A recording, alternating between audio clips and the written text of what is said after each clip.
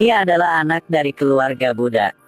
Dalam perjalanan pulang setelah mengumpulkan kayu bakar, seorang pejalan yang baik hati sudah mengingatkan bocah itu. Jika dia adalah seorang budak, mata dia tidak boleh melihat ke atas. Hanya bisa melihat ke bawah. Dan lalu bocah ini kurang tahu bahwa hanya selama 5 menit kemudian adalah kehidupan bocah ini sudah terjadi perubahan yang besar. Baru sampai rumah dia sudah melihat orang tuanya sedang berlutut untuk memohon.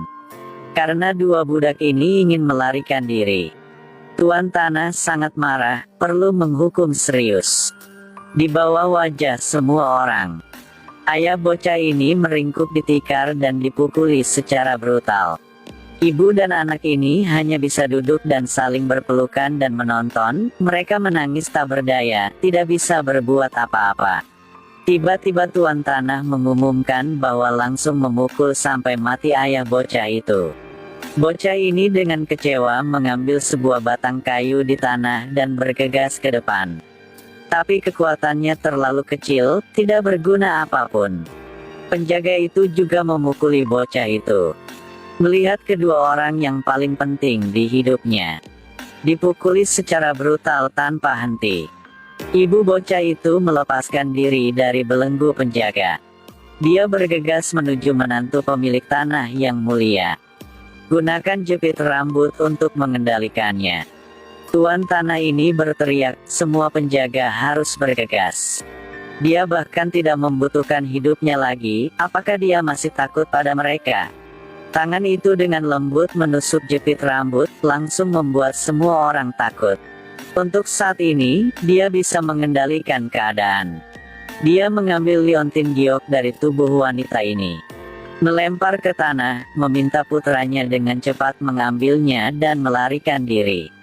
Pada saat yang sama menginstruksikan bahwa ini bisa ditukar dengan 3 kue nasi. Setelah dia melarikan diri, gunakan ini untuk ditukar nasi dan hiduplah dengan baik. Bocah itu mengambil batu giok itu. Wajahnya penuh mata air dan melihat ibunya. Untuk mengucapkan selamat tinggal pada ibunya. Dan perpisahan ini telah menjadi perpisahan hidup dan mati yang nyata. Kemudian bocah sudah berlari keluar gerbang besar. Tuan Tanah takut meninggalkan masalah dan berniat menggunakan busur untuk menyelesaikan masalah. Tapi kasihan bocah sudah berlari cukup cepat untuk menghindari bahaya ini. Melihat putranya telah melarikan diri, sang ibu melepaskan lengannya. Kemudian dia berlari dengan cepat ke sumur. Dan adegan ini sudah terlihat oleh putranya yang bersembunyi di gunung. Dalam sekejap, orang tua bocah ini semuanya mati tepat di depannya. Tapi bocah ini tidak punya banyak waktu untuk sakit hati. Penjaga yang ingin menangkapnya telah memulai pencarian menyeluruh.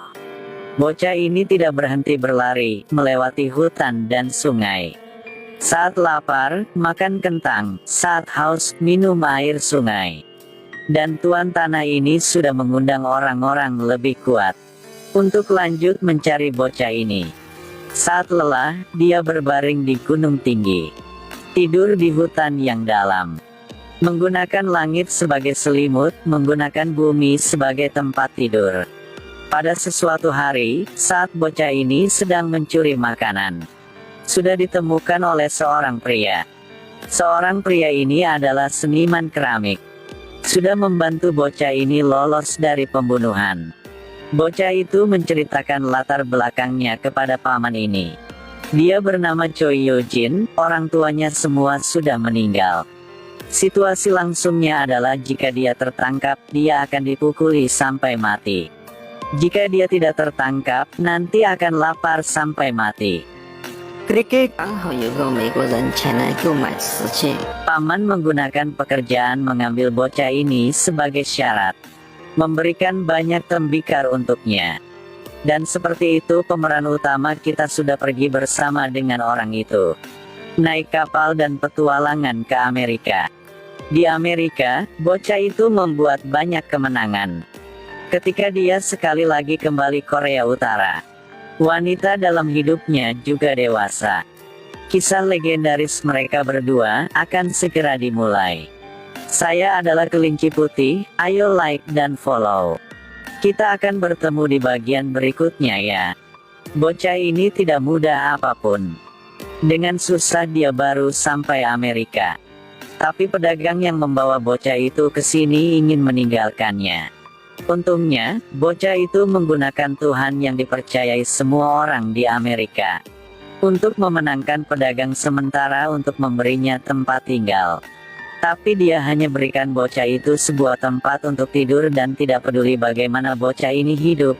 Pedagang itu merendahkan nama Asia bocah itu, yang sulit diingat. Jadi sudah memberikannya sebuah nama yang baru adalah Eugene. Bocah ini sangat pintar. Berjalan di sepanjang kereta, sepanjang jalan, berteriak pada portir untuk membawa barang bawaan $1 sekaligus. Dengan cepat dia sudah menemukan pelanggan. Tidak lama, dia sudah menemukan koin pertama. Bocah dengan senang berbalik tubuhnya. Di belakang bocah itu ada beberapa bajingan yang menunggunya. Hasil bagaimana kita bisa berkira ya? Penghasilan bocah itu hilang, dan dia dipukuli dan diremukan. Bocah sedih menyeret alatnya untuk mencari nafkah. Pergi sampai gang yang kecil dan melihat pada kotak musik yang kecil di belakang lemari kaca. Dia sudah menangis, kehidupan di Amerika benar-benar susah. Namun, bocah itu tidak dijatuhkan oleh kehidupan. Setiap hari mencari uang, setiap hari dirampok, dipukuli. Setiap hari seperti setiap hari, setiap tahun seperti setiap tahun. Perlahan-lahan bocah itu mulai melawan, tetapi itu sia-sia karena dia tidak bisa melawan banyak orang. Sampai pada sesuatu hari, dia juga seperti setiap hari, dirobohkan di jalan. Pada tepat saat itu, ada pasukan tentara lewat. Mereka meninggalkan sebatang permen coklat, tetapi bocah itu benar-benar tidak perhatian. Bocah itu melihat seorang pria kulit hitam di ketentaraan, tetapi benar-benar bebas dari rasisme apapun. Tiba-tiba seorang bajingan mendorong bocah itu dan mengambil sebatang coklat di tanah, tapi bocah ini benar-benar tidak peduli. Karena bocah ini sudah melihat hal yang lebih baik. Hal itu disebut harapan. Bocah dengan wajah orang Asia ingin menjadi seorang Amerika nyata. Bergabung dengan tentara adalah satu-satunya pilihannya. Dia mengambil keputusan, memotong rambutnya. Dia bersumpah untuk menerobos dan mendapatkan tempat di tentara. Selanjutnya, di ketentaraan, dia adalah orang yang sangat heroik. Memenangkan kemuliaan yang tak terhitung jumlahnya. Saya adalah Kelinci Putih, ayo like dan follow ya. Kita akan bertemu di bagian lanjut ya. Ini adalah perang utara dan selatan di Amerika. Dalamnya muncul sebuah wajah Amerika, dia adalah Eugene. Sangat berani, setiap kali dia bergegas ke garis depan. Di medan perang dia adalah setan berasal dari neraka. Kali ini, dia memberikan kontribusi besar dan merasa terhormat untuk dipromosikan menjadi mayor. Pada saat yang sama di kampung halamannya Korea Utara. Berada dalam masa kekacauan dan ketidakstabilan.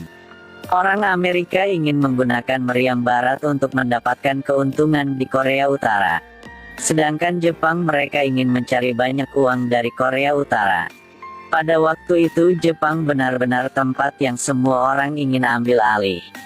Pasangan revolusioner telah dikhianati. Harus memberikan hidup mereka yang berharga. Dan anak mereka dibawa ke kakek anak itu untuk dibesarkan. Nenek bayi itu adalah seorang selebritas Korea Utara yang hebat. Tidak hanya adalah seorang guru raja, tetapi juga pemimpin semua penulis. Seiring berjalannya waktu, anak ini juga perlahan tumbuh. Dia ialah pemeran utama wanita kita Go Ae-shin, setiap kali ada kelaparan. Dia juga akan membuka gudang untuk menyelamatkan orang-orang. Memberikan makanan-makanan untuk orang-orang di kota Hanyang Korea Utara. Mungkin siapapun juga sukanya. Sejak kecil dia sudah suka membaca buku, peduli dengan negara besar. Tentu saja, dia ingin mengikuti jalan revolusioner seperti orang tuanya. Kakeknya sangat khawatir, takutnya akan terjadi masalah. Jadi kakeknya menemukan dia seorang master yang mengajarinya teknik bela diri. Masternya adalah seorang pemburu, teknik menembaknya sangat bagus. Dia juga punya cara pelatihan yang khusus. Dari belajar cara menembak hingga mengenai sasaran dengan akurat. Kemampuan menembak Go Aesin meningkat dengan kecepatan yang terlihat dengan mata telanjang.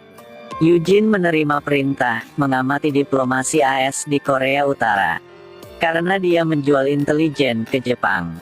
Eugene segera berjalan ke kampungnya, Korea Utara. Di Korea Utara, dia dan Go Aesin akan bertemu dengan cara sangat khusus. Saya adalah kelinci putih, ayo like dan follow ya. Kita akan bertemu di bagian lain.